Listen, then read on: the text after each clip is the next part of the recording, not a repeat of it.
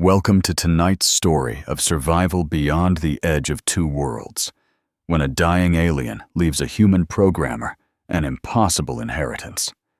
Daniel Hayes is thrust into a war that threatens both Earth and Proxima B, with orbital fleets closing in and planetary shields collapsing. He must become more than a man. He must become the bridge between civilizations. This is not just a battle for survival, but a choice about who we are when everything burns. Stay with us and listen closely. Sirens tore through the command chamber as the void outside ignited in streaks of crimson light.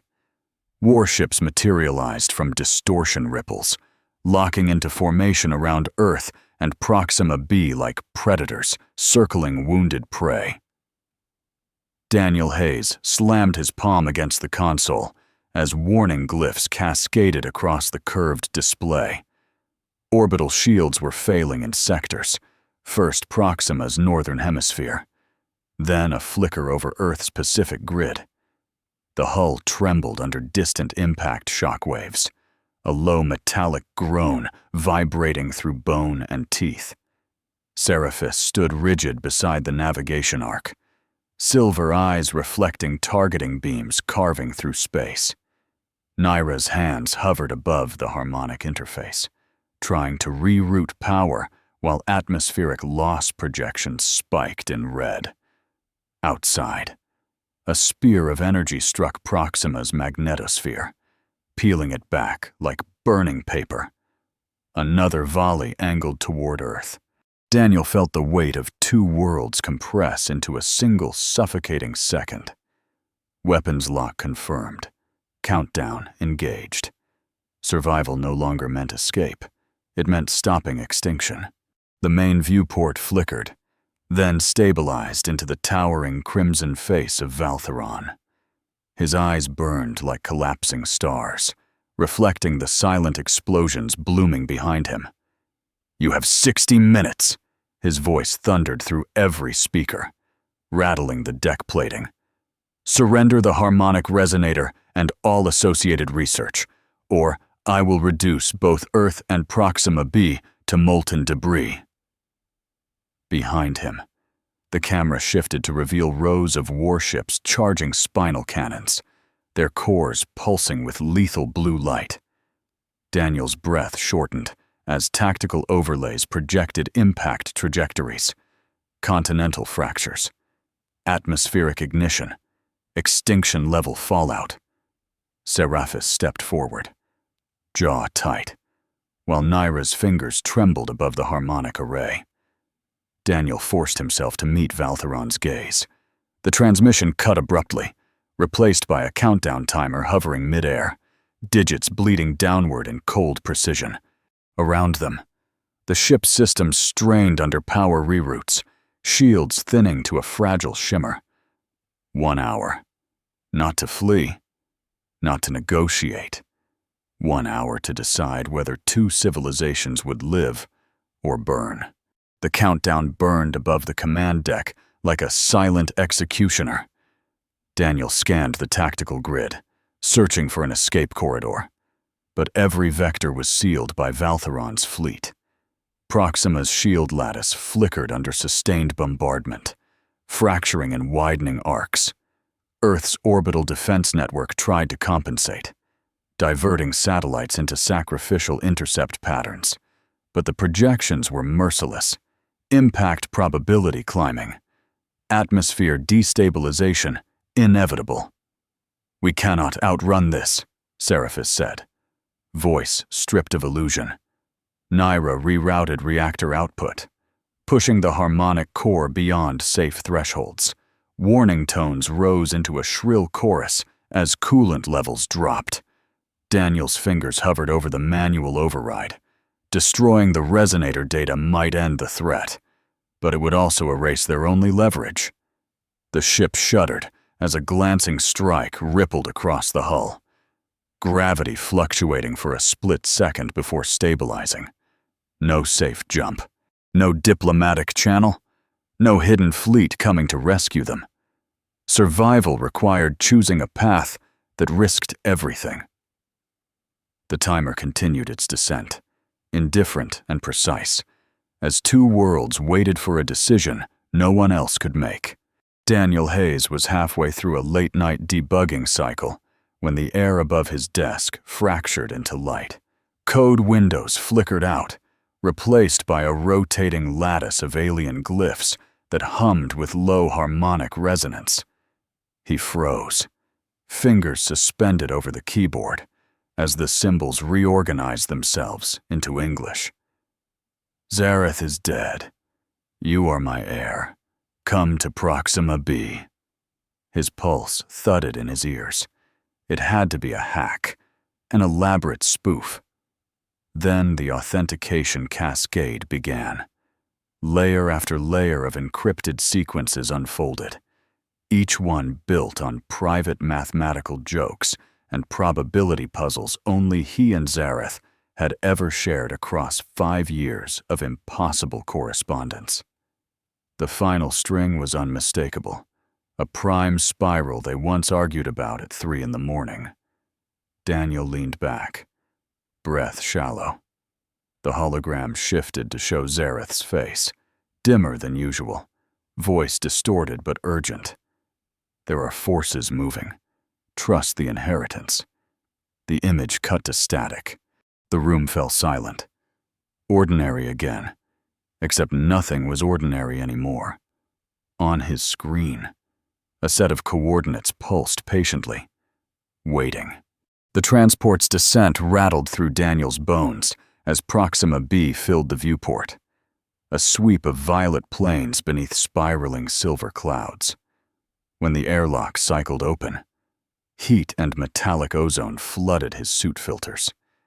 He stepped down the ramp, and the ground shifted under altered gravity, pulling heavier than Earth, yet strangely buoyant. The horizon shimmered with crystalline spires that bent light into fractured rainbows. His borrowed environmental rig hissed as it compensated for atmospheric toxins. 2 figures waited beyond the landing field's containment barrier. Seraphis stood tall, blue skin reflecting the alien sun like polished glass, silver eyes measuring him without softness. Beside her, Nyra's scaled skin caught the light in iridescent patterns, tendrils framing a face both alien and unsettlingly calm. No ceremony, no delay. Behind them, distant tremors rippled through the ground, a reminder that Proxima's crust was never fully stable. Daniel realized then that he had not arrived as a guest. He had stepped onto a world already under strain, already balancing on the edge of something waiting to break. Inside Zareth's residence, gravity felt subtly wrong, as if the floor resisted him with a quiet pulse. Daniel misjudged his first step and nearly stumbled, boots scraping against living alloy that flexed beneath his weight. The walls were not walls in the human sense, but layered membranes threaded with bioluminescent veins, circulating energy instead of wiring. Consoles awakened as he passed, responding not to touch, but to proximity and neural rhythm. Seraphis demonstrated how to steady his breathing to synchronize with the structure's harmonic field. Nyra adjusted a collar implant at his neck, allowing filtered air to blend with the native atmosphere in controlled increments. Even movement demanded recalibration. Turn too quickly and inertia dragged differently. Lean too far and the architecture compensated. Shifting mass distribution underfoot. Outside. Distant shock waves from orbital strikes vibrated faintly through the building's core, proof that safety was temporary. Daniel understood quickly that survival here would not be about brute strength or quick reflexes. It would be about adaptation, learning to feel a system before trying to control it, accepting that on this world, physics itself was alive and watching. The study chamber lay in partial darkness, its membranes dimmed to a low violet glow as if conserving strength. Daniel moved carefully, aware that power fluctuations rippled through the structure each time orbital fire struck the upper atmosphere. Zereth's desk appeared seamless, grown rather than built, its surface smooth as bone. When Daniel's palm brushed along the edge, a faint click vibrated beneath the skin of the alloy. A narrow compartment unfolded like a mechanical iris, revealing a crystal shard suspended in a field of blue light. It pulsed once, slow, deliberate. His implant translated the harmonic signature instantly. Personal archive. Emergency tier. He lifted the crystal. It felt warm, almost alive. The room sealed behind him with a soft hydraulic hiss, isolating external noise. As he inserted the shard into the nearest interface node, Zereth's image flickered into existence, face thinner, eyes urgent. If you see this, events are already in motion. The projection stuttered as distant explosions rattled the foundation. The resonator was never meant to be owned. It must be understood. The message fractured into static. Then the alarms began. The first explosion was not a sound, but a pressure shift. A violent punch of force that rippled through the membranes of the residence. Then came the crack, sharp, splitting, final. The outer hull fractured along a crystalline seam, and the air screamed as it fled. Daniel felt his ears pop as the chamber pressure plummeted. Warning glyphs bled across the walls in urgent crimson arcs. Decompression in progress. Seal failure in 3 sectors. The floor lurched beneath him as gravity compensators struggled to stabilize. Seraphis burst through the doorway, eyes blazing, dragging Nyra behind her as emergency shutters slammed down too slowly. A corridor ahead imploded, debris spiraling into the vacuum beyond. Daniel's implant constricted his airway, forcing regulated breaths as the atmosphere thinned to razor dryness. Frost spidered across surfaces where superheated air met sudden cold. Through the ruptured opening, he glimpsed Proxima's storm-lit sky and the silhouettes of Valtheron's drop craft descending like dark meteors. The building groaned, membranes tearing under strain. This was not a warning strike. It was extraction by annihilation. Survival meant moving now, or being pulled into the void. Seraphis seized Daniel's wrist and pulled him through a side corridor just as another section of the residence ruptured behind them. The pressure gradient slammed into his back like a physical blow, dragging loose panels and shards of membrane toward the widening breach.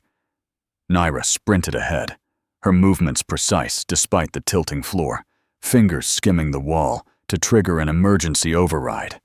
A concealed passage irised open beneath the collapsing hallway. They dropped through as the ceiling gave way, landing hard on a narrow transit shaft lit by pulsing blue veins. Gravity stuttered, then rebalanced. Daniel's lungs burned inside the regulated mask, while distant detonations reverberated above. The shaft angled downward toward the planet's crust. Away from the city's failing shield grid, heat sensors spiked, surface fire spreading. Seraphis sealed the hatch behind them just as debris thundered past.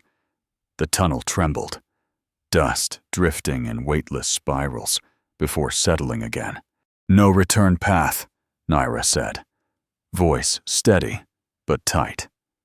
Ahead, the passage narrowed into darkness, leading out beyond the defensive perimeter into the unstable wildlands. They ran toward it anyway. The sky split open without warning.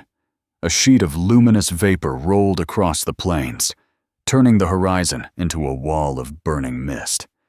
Daniel's visor flashed hazard alerts as droplets struck the outer layer of his suit and began to hiss. Acidic precipitation, molecular corrosion accelerating. Seraphis shoved him behind a fractured basalt ridge just as the first wave hit full force. The impact sounded like sand-blasting steel. Nyra deployed a compact field emitter, projecting a trembling shield that flickered under the chemical assault. The air thickened with metallic fumes.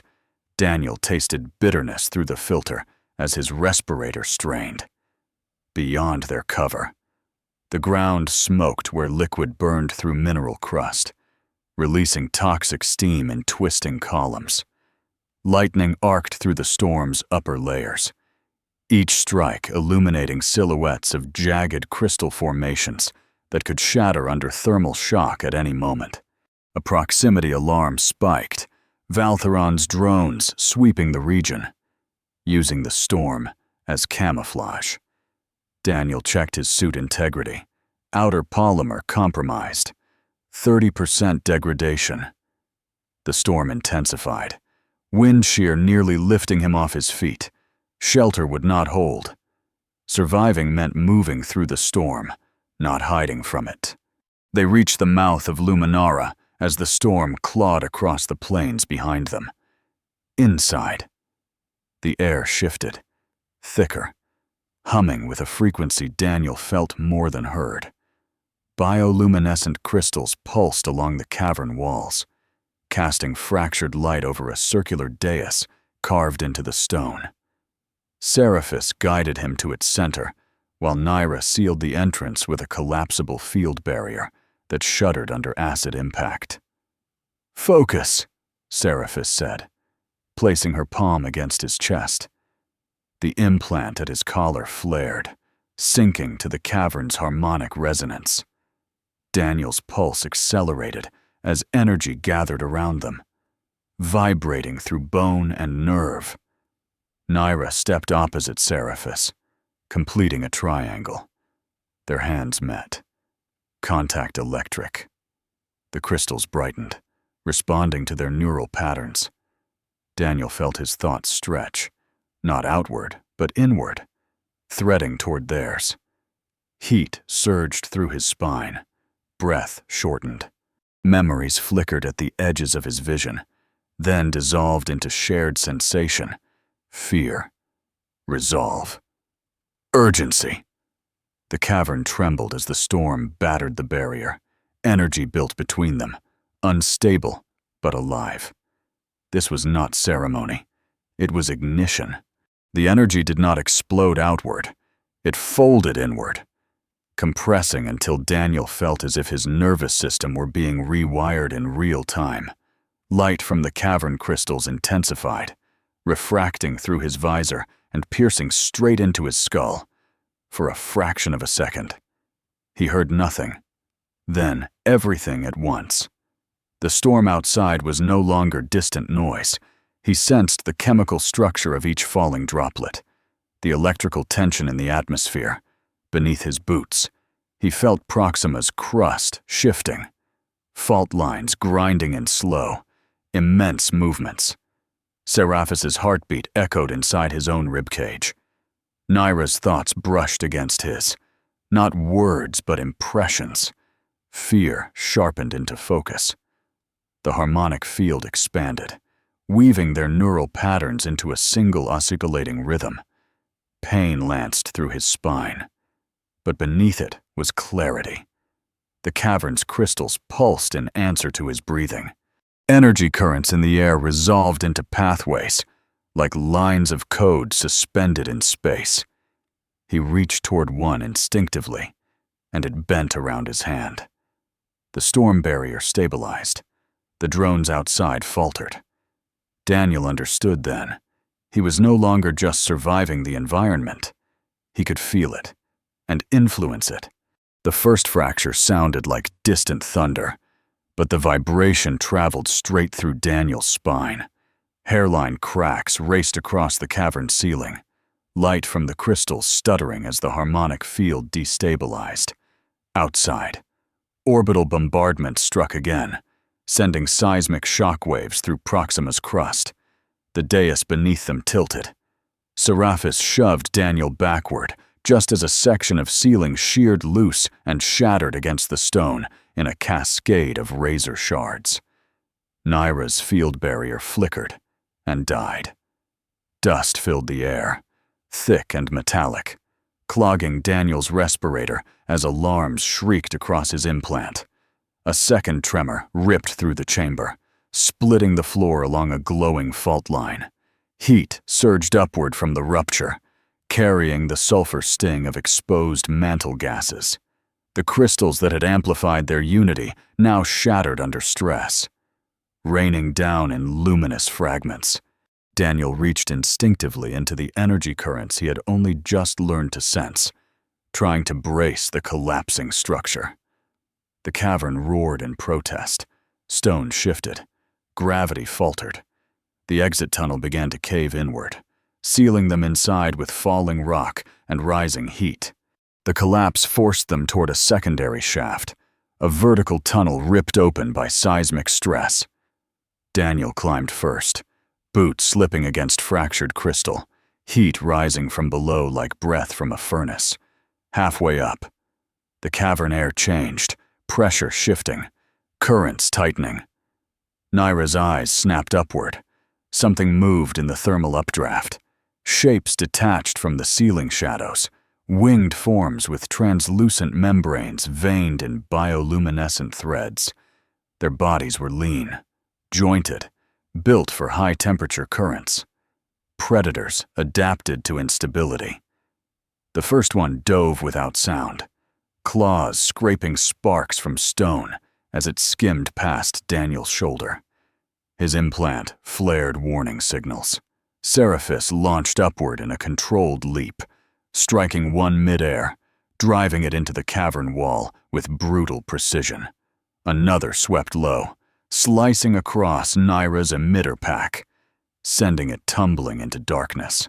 Daniel reached instinctively into the harmonic field, pushing outward. The air around him rippled, distorting the predator's flight path for a split second, long enough. Seraphis severed a wing. The creature shrieked, spiraling downward into molten glow, but more silhouettes circled above, drawn by vibration and heat. The shaft narrowed.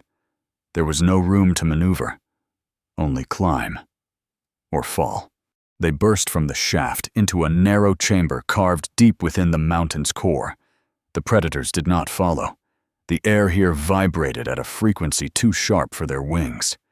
Daniel staggered forward, lungs burning, vision blurred by residual light from the harmonic surge.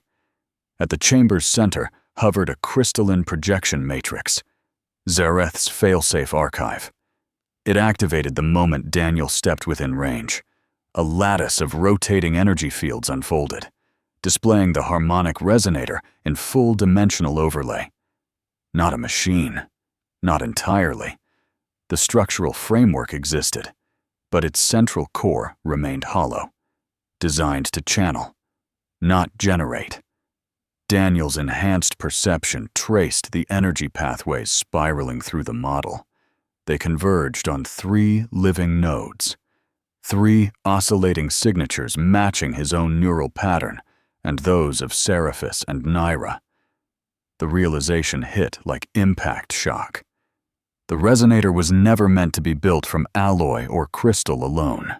It required conscious harmonics, living conduits capable of stabilizing planetary cores. Zareth had not left him wealth. He had left him a role. The chamber trembled again, distant bombardment echoing through stone. Outside, Valtheron's fleet tightened orbit. The blueprint rotated silently, waiting for activation. The mountain shook as orbital signatures spiked across Daniel's implant. He stumbled toward the chamber's narrow opening just as the sky beyond fractured into streaks of descending light. Valtheron's fleet tore through Proxima's upper atmosphere in disciplined formation. Hulls blazing with re-entry heat, shockwaves rippled across the plains, flattening crystal forests in expanding rings of force. Daniel felt the pressure change even inside the cavern, magnetosphere destabilizing under synchronized bombardment. Seraphis activated a long-range relay node, projecting a tactical overlay in mid-air. Hundreds of warships surrounded the planet, engines locked in low orbit, spinal cannons charging.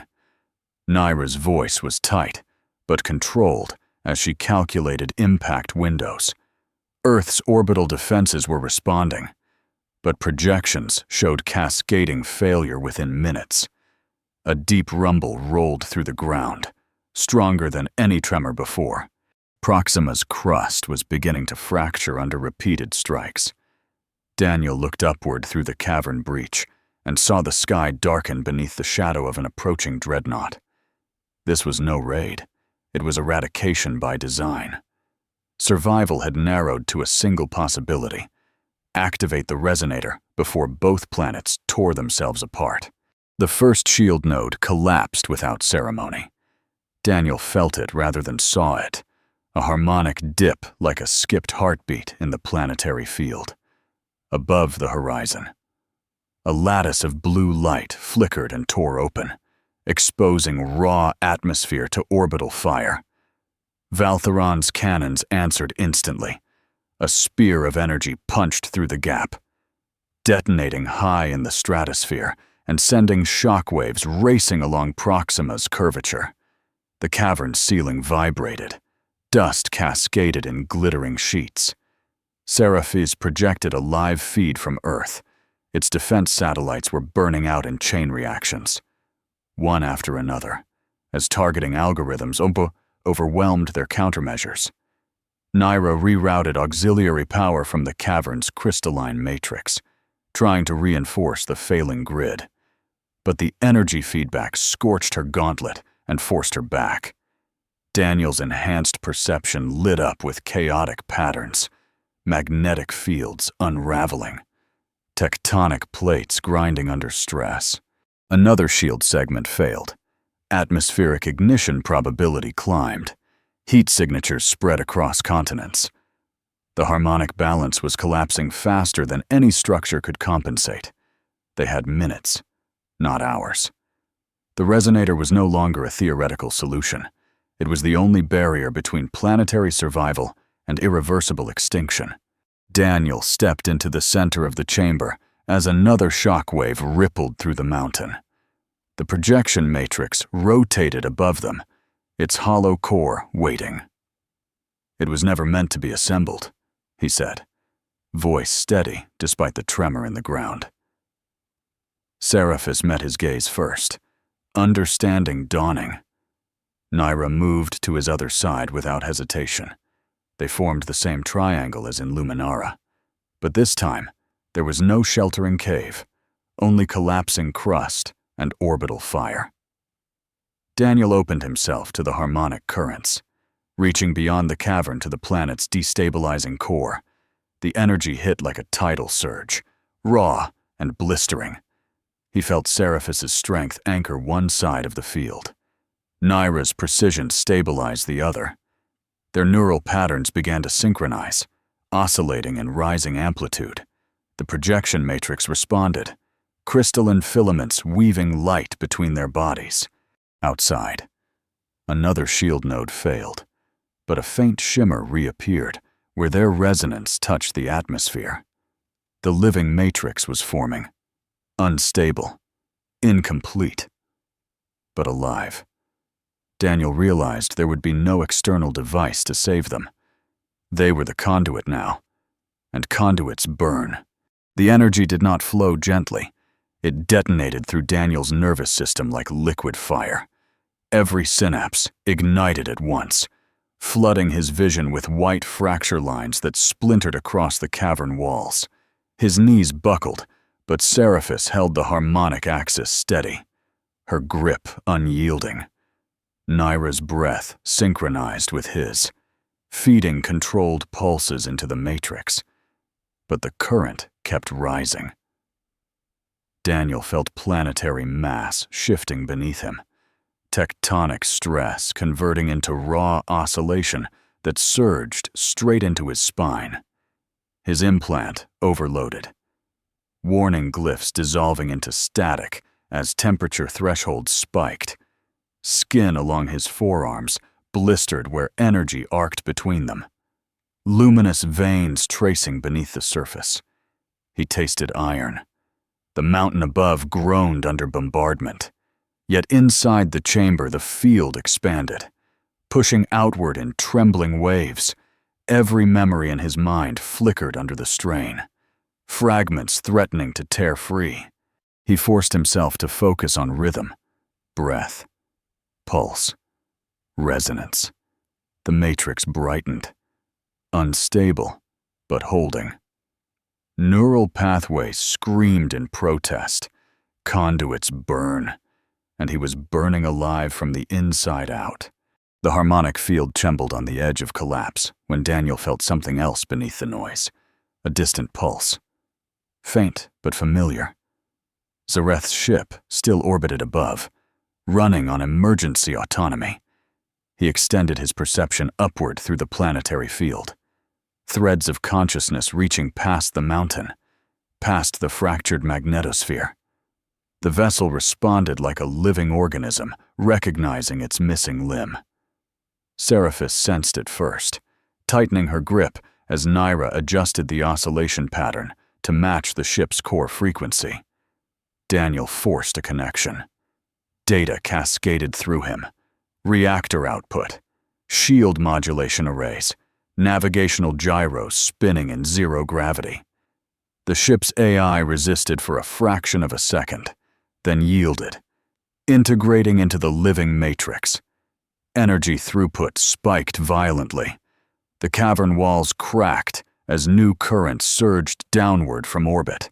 Outside, fragments of Valtheron's bombardment refracted off a strengthening planetary shimmer. But the influx was brutal. Daniel's vision darkened at the edges as additional systems locked into his neural network.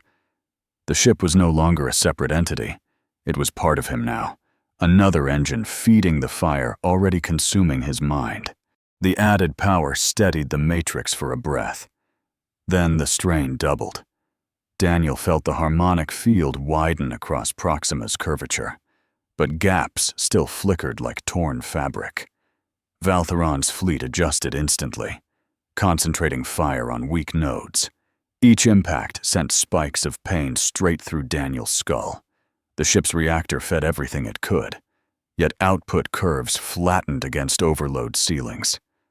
Nyra's pulse faltered beside him, her oscillation pattern destabilizing under feedback shock. Seraphis braced harder, anchoring the axis, but even her strength trembled. Above, Earth's shield grid flared and dimmed in uneven waves, unable to synchronize fully with Proxima's resonance. The living matrix glowed brighter, dangerously bright, but the projection overlay showed the truth. Energy dispersion still insufficient to counter sustained bombardment. Heat built along Daniel's spine, nerves misfiring as memories flickered and dissolved at the edges. He pushed harder, drawing more from the ship, from the planet, from himself. The matrix screamed in rising frequency. It was close, agonizingly close, but still not enough to hold two worlds against annihilation.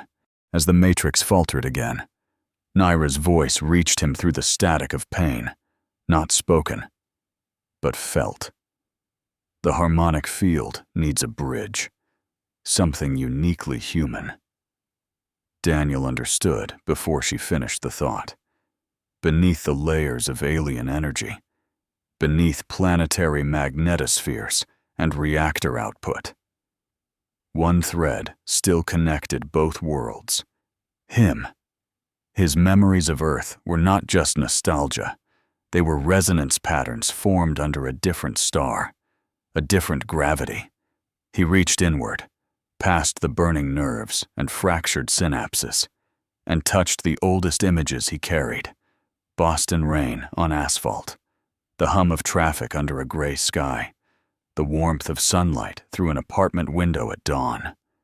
Each memory pulsed with its own frequency, distinct from Proxima's harmonic signature.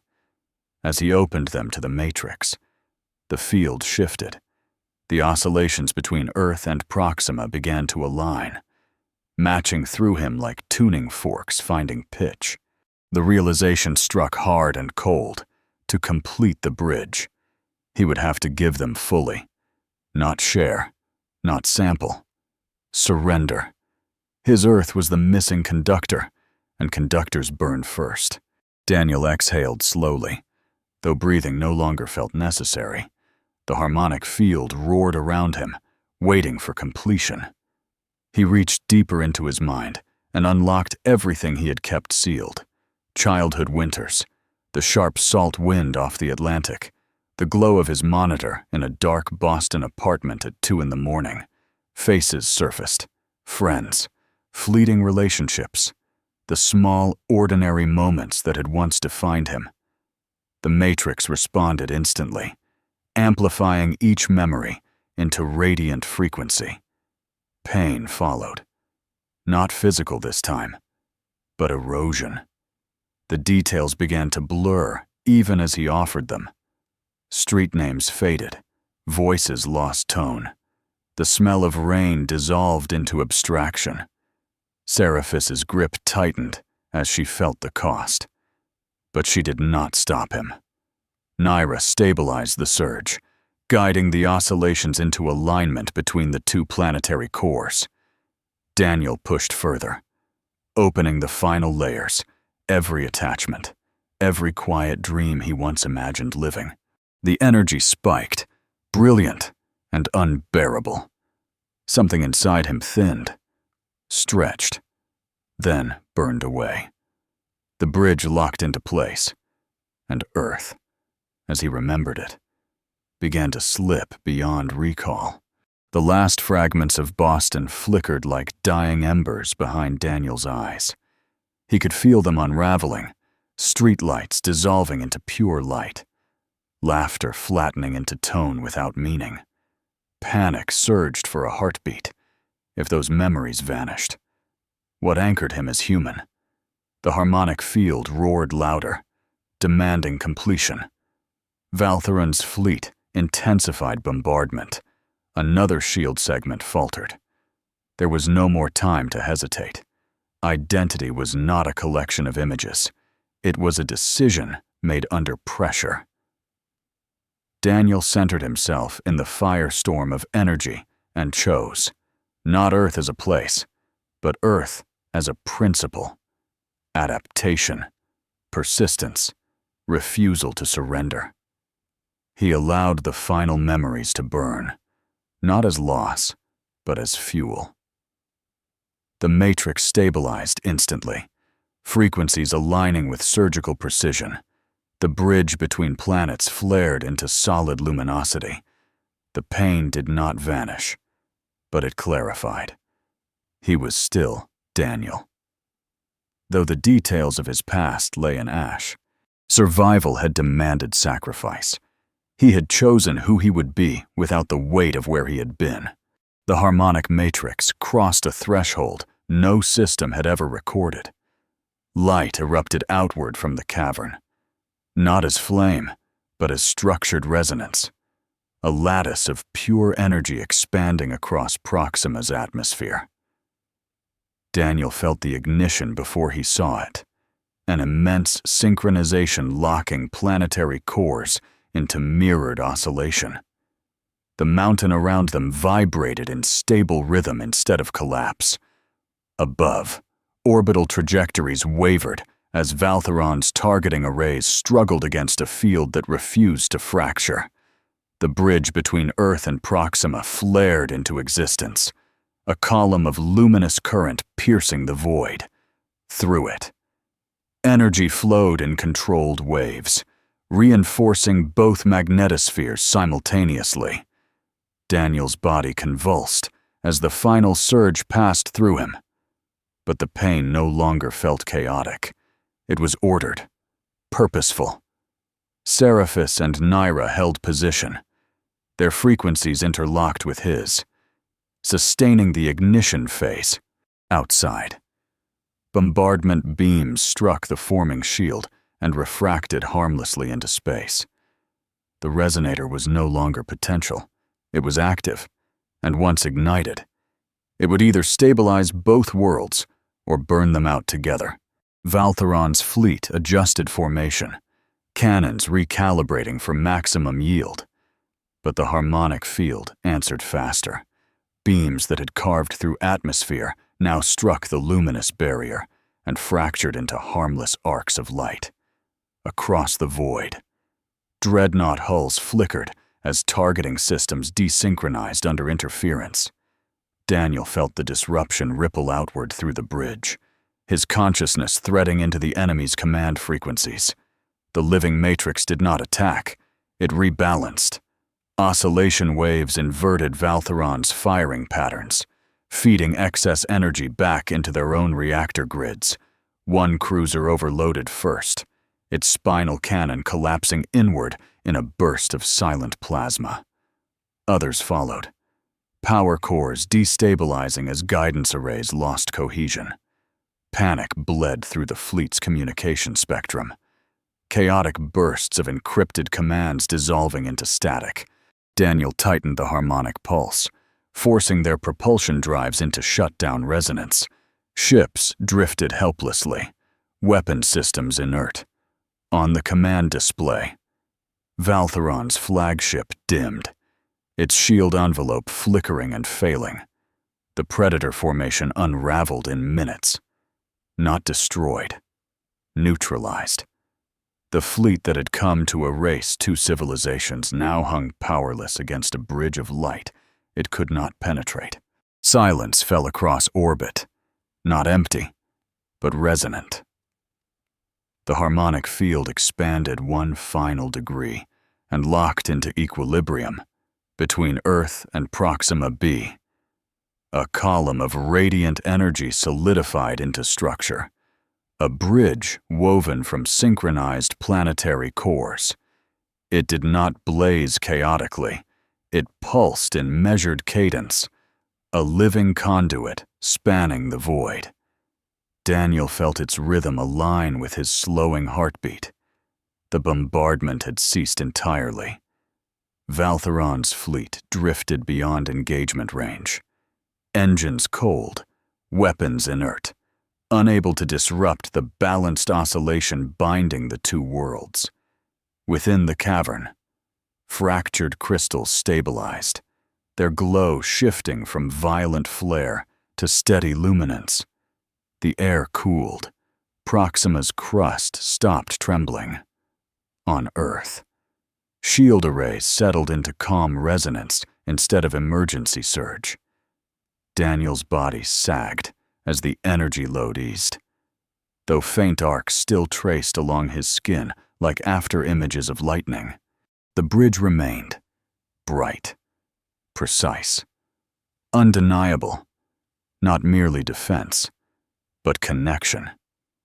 Two planets now shared a synchronized pulse, and at the center of that luminous span stood the cost he carried within him.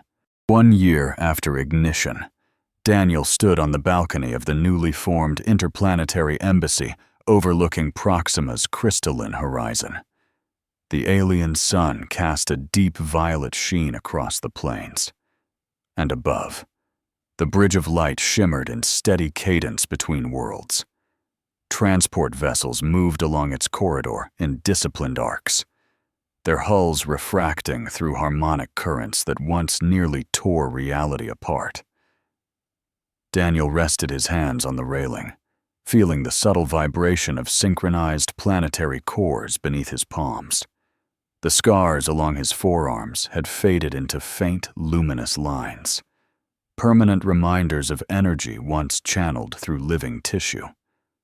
Earth's image appeared occasionally on projection feeds, oceans, continents, city grids, but the details felt distant, softened by absence. He remembered saving it. He did not remember the life he had left there. Behind him, footsteps approached with familiar resonance. The alliance was stable. For now, the fleet had not returned. The bridge pulsed, alive, maintained not by machinery alone, but by choice renewed every day. Daniel breathed in Proxima's filtered air and accepted the quiet weight of survival. Daniel studied the holographic projection of Earth suspended above the embassy console. Oceans rotated in patient blue arcs, clouds spiraling over continents he knew he had once walked. He searched for recognition, street grids, coastlines, the geometry of a city skyline, but the images felt like archival data rather than memory. He understood intellectually that he had lived there. Emotionally, the connection was thin, like static across a weak signal. When diplomats from Earth arrived through the bridge, they greeted him with respect and gratitude, some with quiet reverence. Their faces carried expectation, history, shared culture. He responded with measured calm, guided more by principle than recollection. Occasionally, a flicker surfaced, rain against glass, the hum of traffic, but it dissolved before forming detail. The sacrifice had not erased his humanity, it had redefined it. Seraphis once asked if he regretted the cost. He considered the question carefully. Regret required longing for what was lost. What he felt instead was responsibility, anchored in the present, not the past. Earth was no longer a memory. It was a promise sustained by the bridge he now guarded.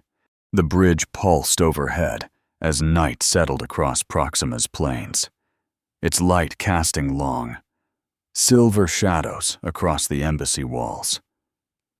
Daniel stood alone for a moment, feeling the steady oscillation that now defined his existence. The harmonic field no longer burned through him, but it never fully left. A faint current lingered beneath his skin, a reminder that he was permanently integrated into the balance between worlds. He could sense fluctuations in both planetary cores, the way others sensed weather. The cost of survival was not a single sacrifice, it was continuity. Every day required attention, recalibration, vigilance against instability or renewed aggression. Earth's leaders requested guidance. Proxima's councils sought counsel. Daniel answered both, aware that neutrality was fragile. He had lost the intimacy of his past, but gained perspective unbound by nostalgia. Seraphis and Nyra joined him as the bridge shimmered brighter, signaling another transport crossing safely. He did not remember the life he left behind, yet he remembered why he chose. 2 civilizations breathed because he let go. The price was permanent. So was the peace. In the end, Daniel saved 2 worlds, but survival demanded a price no weapon could measure. Memory, identity, belonging. These are the true costs of power. The Bridge of Light stands as proof that unity is forged not by comfort, but by sacrifice. If this journey moved you, don't forget to follow the channel and join us for more cinematic science fiction stories where survival reveals who we truly are. The next universe is waiting.